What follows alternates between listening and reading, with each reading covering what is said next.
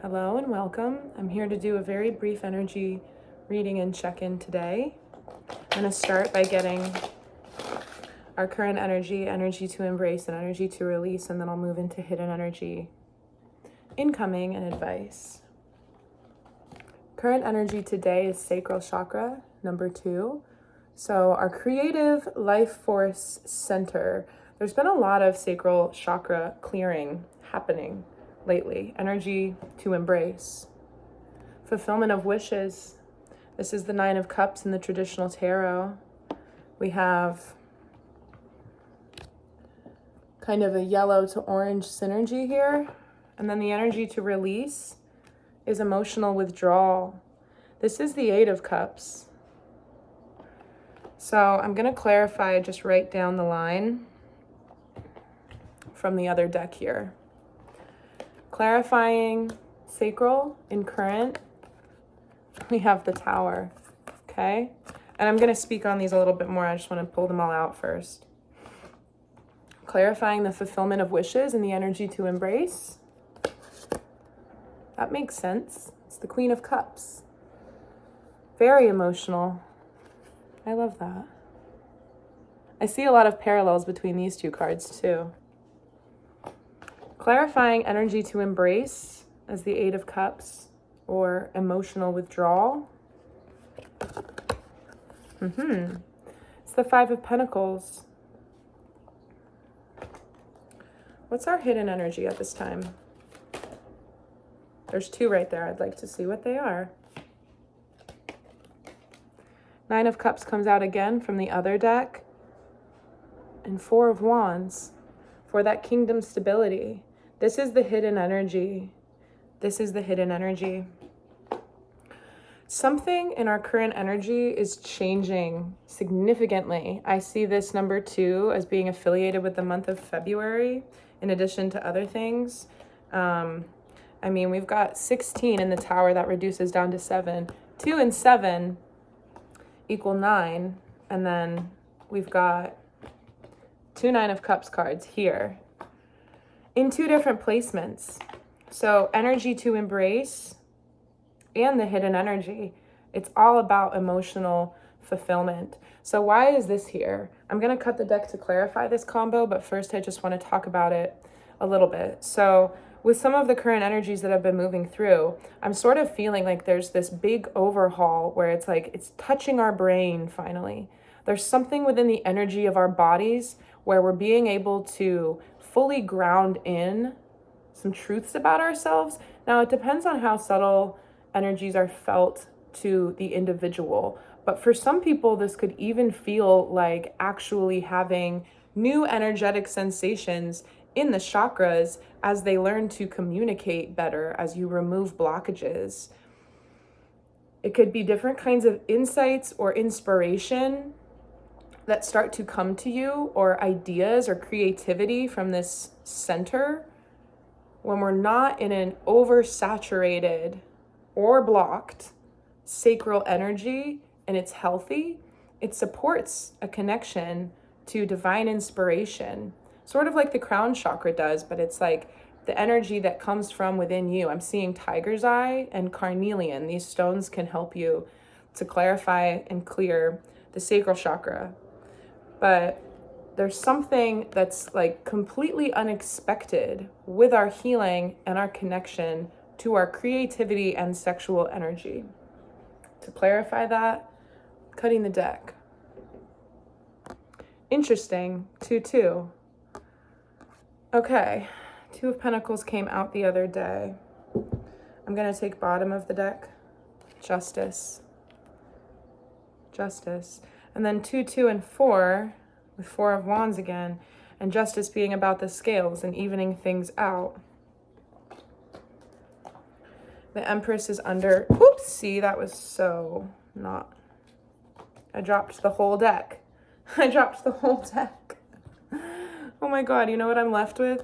The Empress, the Death card, and the Judgment card.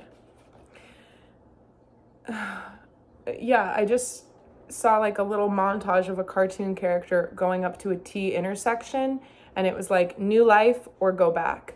like we're at this crux, right? The universe is asking us to rise into a different way of being. Another message around judgment right now is that when the shadow of the collective is provoked, the shadow of the individual is provoked. And I believe that there's a lot, like, I think that a lot of people are being very judgmental right now towards themselves, towards the people around them. We have to soften into a place of accepting that things are constantly both and. Things are always transforming, and our abundance and sense of self and worthiness and deservingness does not fluctuate with those tides. It's constant. It's a constant. And being able to realize that and anchor it into the body has a massive shift on our ability to welcome ourselves into an emotionally fulfilling circumstance. Because we're leaving behind this sensation of being left out in the cold on our own to fend for ourselves.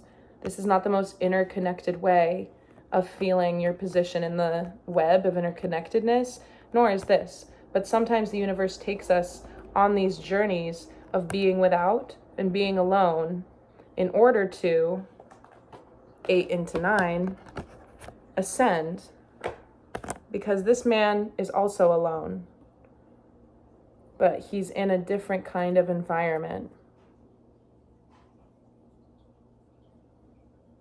Right? Like this guy's praying, asking for answers. And he has the scrolls and the treasure and the wisdom that comes from being in that place of solitude.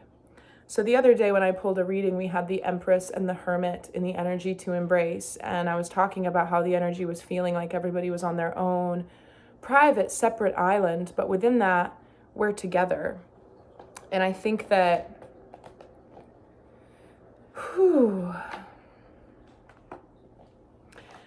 that's the choice right now. I think that that's the T intersection. It's a new life where you can no longer deny your interconnectedness with everything. And by that, I mean like what I said before in the beginning, where it's like it finally touches our brains. This new level of risen activation within the energetic body that's been changing for months, weeks, years, everybody's different. But it's asking us not just conceptually to see ourselves as part of the interconnected web, but to embody that and be able to act in a place that effortlessly honors that. Because that's a creative way of living for the self. But the most creative vision for the self is also some sort of creative vision that services the whole. Cut the deck to clarify that. All right, well, we have emotional loss and we have transformation underneath that.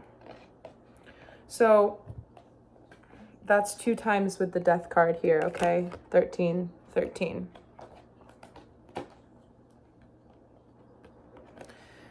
And now, emotional loss and emotional withdrawal. It's sort of like we need an advice card to get around this hiccup, right? I think it's always darkest before the dawn. There's something found within our reservoir of being able to handle things that we didn't think we would have to handle. There's something found there that you can't find in other places. Not to glorify suffering or go into what's necessary and what's not, or what people deserve or what they don't. But it's more about understanding what is. And you see how the color changes as it comes out of the heart space. It transforms. The more we sit with experience, the more they evolve within us. It's hardly as simple as assessing something from an emotional or logical perspective and being able to have an answer. It's never that simple. There's always so many layers to the way things resonate within us and against the tablature of our own experiences. And I think that's kind of where we're at. So let's have a card to clarify that message. Don't do me like this. I'd like it to make sense. All right, we're taking 2.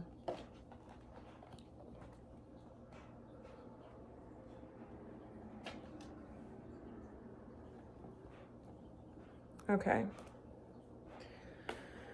What is this card? Oh, that's already out. Page of Pentacles, 7 of Pentacles, both came out.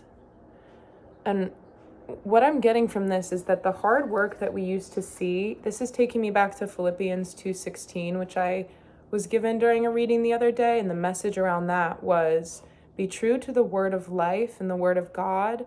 I mean, it's very biblical. That wording isn't for everybody, but I happen to be somebody who receives verses from the books in the Bible through my channeling. And it has to do with being honest to yourself, because we are of God, life force, energy. We are of and under creation. Nobody is exempt from that. And when we understand what that means through deep introspection and an assessment of how we've walked through our lives and the impacts they've had and what we've made meaning out of and where meaning comes from, it all just sort of becomes a dance where we understand that the energy that is populating all spaces throughout the universe is realizing itself, and that there are patterns that guide that movement, and that those patterns start within the brain of every human, within the consciousness that populates all beings, that is connected. And so we're not, exiting the 3D physical world through this ascension. We're turning our hard work that used to be potentially on a circuit that was trapped, right? Something that was still within the confines of a matrix reality, moving that hard work into a new level of opportunity and mastery, and starting to understand how we can still be in the world, but not of the world, and constantly pushing for. It's like he's taking a break in this energy from his hard work, right? Potentially to consider the work smarter, not harder type of thing as well. There's something in the energies too where I think that people are finding, like there was a lot of momentum. I'm seeing a roller coaster going up and up and up. And then we are sort of anticipating this drop, but as we find ourselves at the top, as it's going like getting ready to go on some big series of loop-de-loops, we feel a little incapacitated to do anything more. And there's all this energy, we had Uranus stationing direct, and then we've had this new moon, super new moon in Aquarius, which is ruled by Uranus, and it can deal with the unexpected and shifts and innovation. So things coming in to reimagine the way that things were once done. Transformation.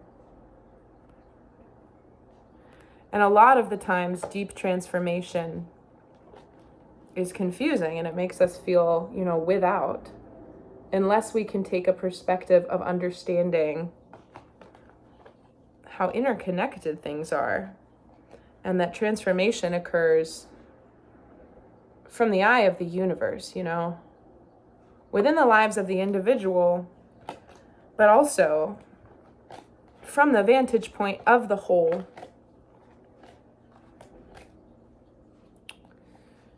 So it was a quick reading. I was able to keep my word. I'm gonna do, all right, wait. What's the advice? What's the advice, please?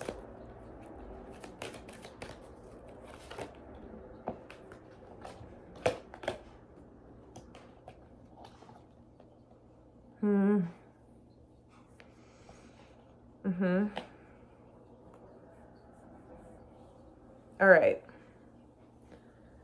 So I got suffering in silence with the solar plexus and destiny. And I want to just highlight something here. So solar plexus comes it comes after the sacral, here in this part of the body, the sacral being located below the navel. You see how these colors are more representative of the sacral. And this is suffering in silence. It's our third 9. We've had the 9 from 2 different decks as far as 9 of Cups.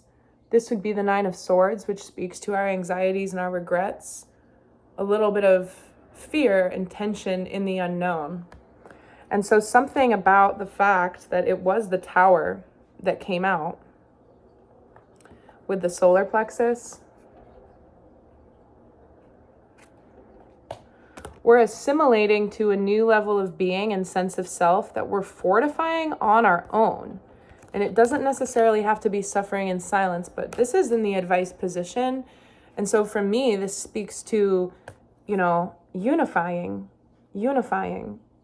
ascending 2 to 3, honoring change, letting your body change, letting the way that you feel about things change. And when I say letting your body change, I just mean like keying into those subtle senses and honoring your intuitive nudges around rest and intuitive eating and all those types of things. But also, like, something I spoke on weeks ago was how I was doing sort of a walking meditation, and I felt for the first time in a while this kind of cleared out energetic quality within my knees where they felt stronger and better than they had in a long time, because I deal with chronic pain and a very specific condition and all of this. And I was able to run, and I typically don't run anymore. I'm not really able to safely without potentially risking an injury or having my knees just blow up in inflammation. And I've been doing a lot of exercises with receiving light and universal healing love energy into my crown chakra and moving it down through my body. And in the beginning of these exercises that I did with my knees, I was using a very pure, bright cobalt light, a very deep blue, here, I'll grab my my ball in the window because it's the light of the ball.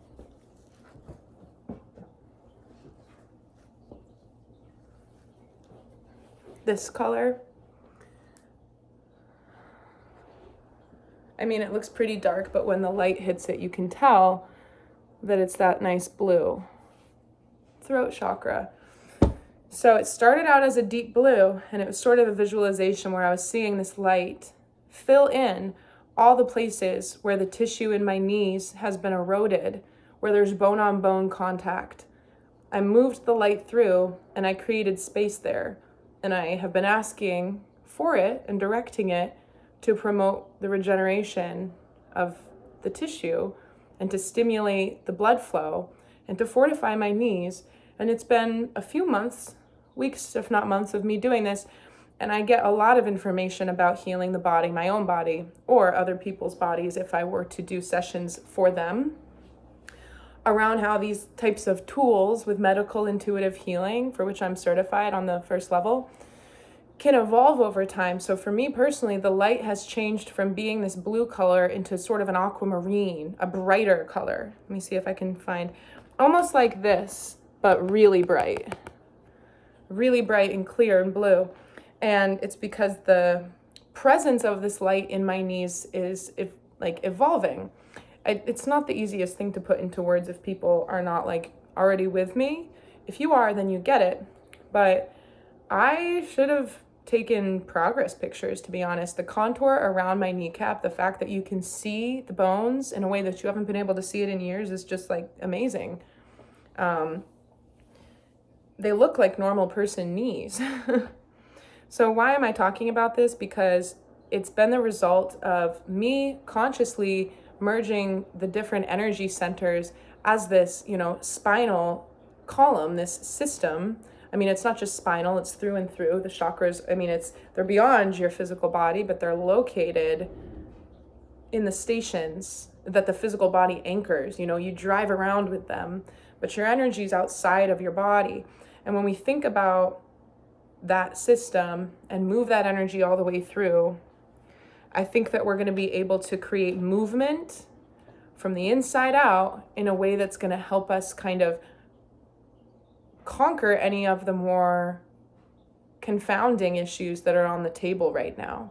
I think it's going to come from being able, whether or not you suffer in silence or not, I think the end of suffering in silence is bringing them together. And then the Destiny card came out too, and I was talking about advice. You see how she has her hands on her heart with the green. So it comes all the way up, you know, into the heart space. And just look how much green we've had throughout the other cards. There's green everywhere. Even this gal, she's the death card in this deck. She's wearing butterfly wings and a green dress. It's very different than this, although he's also green.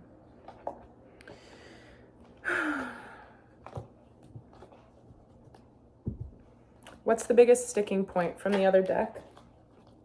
From the other deck, what's the biggest sticking point, please, within this energy? It flipped. Oh, two of them. And then I'm going to clarify from the bottom. Okay, this is interesting here. So we had the Four of Cups card in my reading the other day, but it came from the Psychic Tarot. And in that deck, it's boredom and discontent. And I was talking about this card, even though we were looking at the other one, saying it's like he's not seeing what's right in front of him. But this is a position that's self-imposed and perhaps necessary. But it sort of seems like with this too many cooks in the kitchen energy and the energy of real material collaboration, and then hearkening back to the fact that it was the Hermit and the Empress in the reading from the other day in the embrace position, I'm feeling that our meditations and our ability to kind of break beyond whatever it is that we're suffering in silence about, I think it's a personal mission. This is the biggest sticking point, right? People, nobody.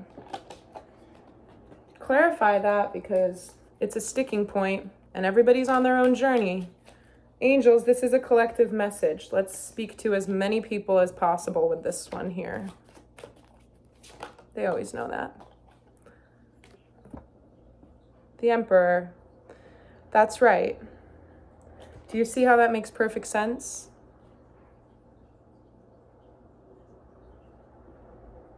This is like a strong-willed understanding.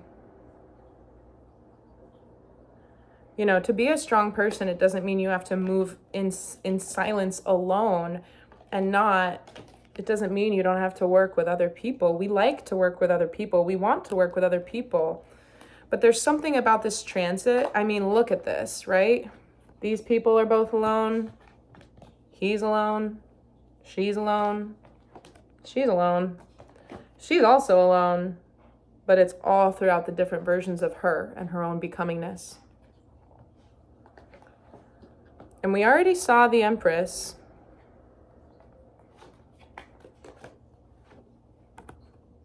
And we have the Emperor.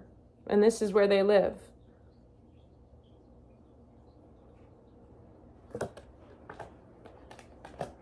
Lasting thought, cut the deck. Four of Swords. Take some time to heal. I wouldn't like underestimate how powerful this transformational time can be. I know that I live on the edge of intensity at all times. I mean, I'm not one of those people who post titles like shocking information, this reading will change your life. I mean, I very intentionally don't do that because I don't want to, if you want to come listen to my videos, you'll come and listen. I'm not going to flag people down on the highway with a catchy title. However, I'm always in that space of intensity. Like this, every day could change your life.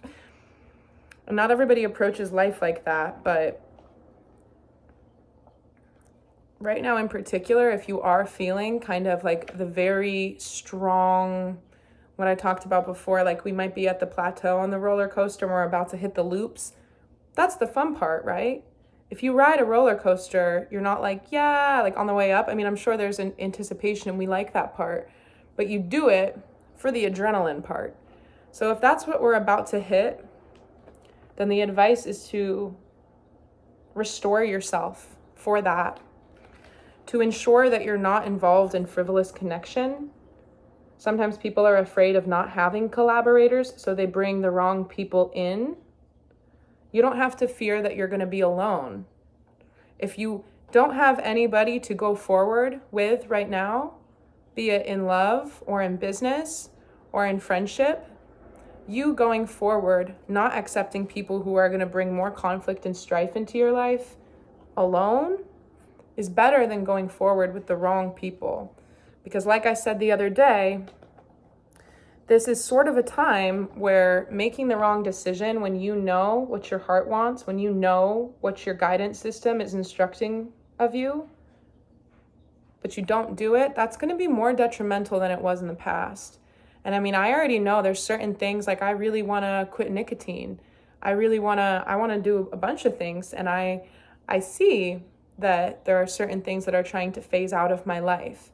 And the more we can rise to that and allow for this transformation to take us and allow for ourselves to kind of believe that everything that's changing right now is within divine timing, even if it's jarring, we're coming into a newfound level of appreciating the world around us and ourselves and what we're made out of. We're being strong-willed and independent, not for lack of connection, but for lack of valuing how much we've worked to build our own sense of stability. And for knowing that not everybody's going to understand that, you know? Everybody's meant to go out on their own ventures, and those whose ventures are most similar will magnetize one another together to be able to work in close proximity that will be beneficial to the whole. That's what's beautiful about the internet, is that not everybody who's in the same camp has to be physically close to one another to be able to support one another and create a community of people who are on the same page. And if you didn't see it, I posted something about the Year of the Dragon, and I woke up with just a lot of information about the Year of the Dragon. And I've been given a really amazing, look, when I cut the deck, it's the Fool and the Eight of Wands. I've been given a really amazing vision of my spirit dragons to paint them. And I'm going to be painting them and sharing it because it's much more easy. It's a sick painting. I'm not going to lie to you. It could possibly be the coolest painting that I've ever made. And I haven't made it yet. And it keeps changing. So once I make it, then I've captured it. Then the vision will stay still. But I went out to the field the other night and I asked for my dragons. They've been visiting me a lot. I see them. I get messages from them. They're like spirit guides. They've joined the ranks. They've successfully come into this realm. I know a lot of people, well, there's a handful of people who will think I'm insane. There's a handful of people who get it and also work with the energy of spirit dragons. It's very cool energy, and it's very assistive, and it's going to help clear the way for a lot of people. It's almost like we don't have to fight. This isn't my information. Who did this come from? Missy from Saltwater Heals. She said, it's as if we don't have to fight our own battles anymore. The dragons will be doing it for us. So take that as you will. And that's not like visible from the outside. You're still going to be you fighting your own battles, but the energy that they can bring through for you is life affirming, and it's very transformative, and it's incredibly powerful. There's a lot of, I always talk about like, oh, it's so crazy out there in the real world. Yes, it is. But I also myself am just becoming more highly sensitive in every way possible than I ever have been. So it feels that way for me. And I speak that way, assuming that I'm also speaking to sensitive people, because I don't know why people would find the videos if they don't identify with at least one term, you know, empath, highly sensitive person, starseed or light worker, or indigo child, or healer.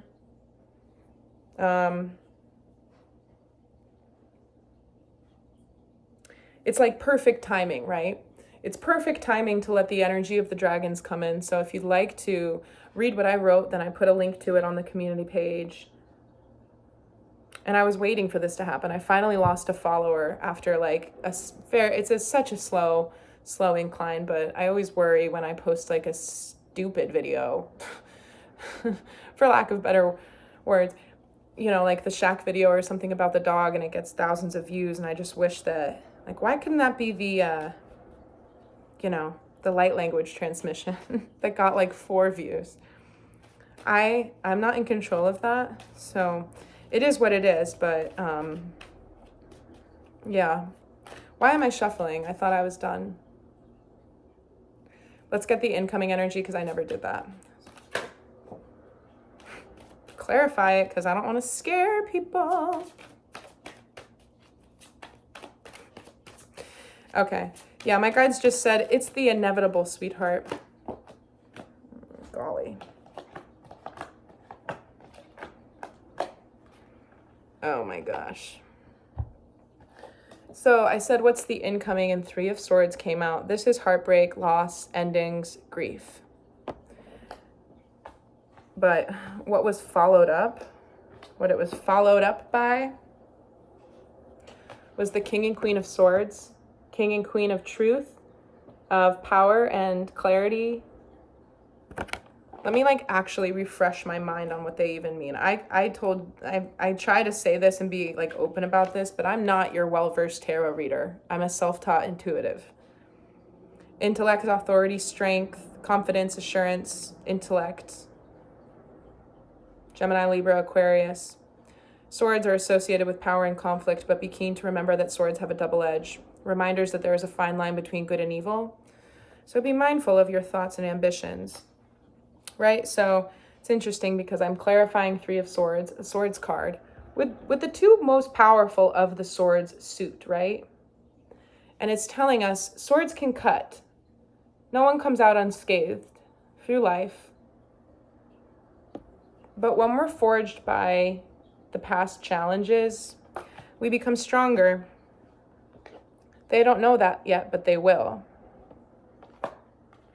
And then we've also got Six of Wands and Seven of Wands. Perseverance, fighting forward, having victory and success, recognition. And then with Six of Wands, we also have Six of Cups. So this is for incoming energy, and I'm just seeing it as, what's the right word? Reimagination. I'm looking for a certain word though. I like this because sometimes it's like a science term and I can tell my guides, like I'll give them an image. Like I see something moving through tubes that's definitely the graphic from a textbook from when I was a kid in science class. And I want them to give me the word that I'm trying to think of by giving them that visual. Well, I kind of lost my train of thought here. We're changing from one state to another, and it has to do with swords. And like, I also see this part of the cycle, wherever you find yourself at within this cycle and whatever it's done to you and for you thus far, the swords aspect is like cutting away all the bullshit, right? What good is protecting yourself from heartbreak if it's going to be there anyway? But by avoiding it, you're just choosing not to see. I'm seeing Seven of Swords, right? Choosing to cut corners. There's no strength in that. They see things as they are. And they're both here. And that's a good sign, right? Because it's sort of like, and what my guide said when this came out, it's inevitable.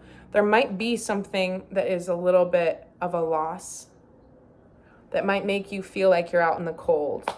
But if you persevere, you'll be successful because there's only one way to go in hard times, and that's by continuing to go forward. And this card we got from the other deck. I'm sorry, that's not true. We had Fulfillment of Wishes, which is the Nine of Cups. This is the Six of Cups. We didn't get this card from the other deck. But this is about our soulmate energy, children and innocence, and the feelings of the past that make us feel safe. It's kind of strange too. I'm sort of seeing like the King and Queen of Swords. It's like once you rise into this place of being hurt and showing yourself how, what did I just say? Once you rise out of a place of being hurt by showing yourself how resilient you can be, you return to a childlike state of innocence, not because you're weak or naive, but because you are aware of the fact that it's safe to live with an open heart and that you'll be able to recover from whatever may happen, and that that's your biggest strength. I'm just going to take a couple minutes here to pray silently. Somebody who I love is in the hospital, so if you want to send a prayer, then please do that. And I'm going to also pray for you and who you love and who you care about right now. I'm not going to say anything. I'm just going to take some seconds to pray silently with whoever wants to stay for this part.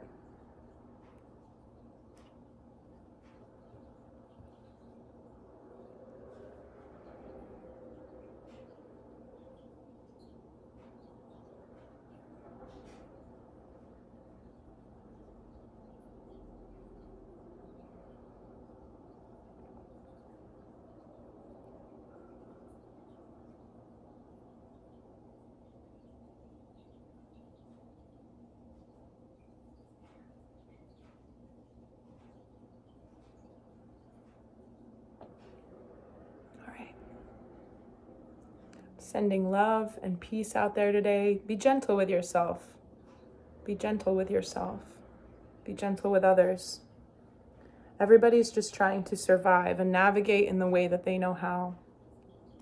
And to be judgmental against anybody else without having all the information is just a detriment to yourself.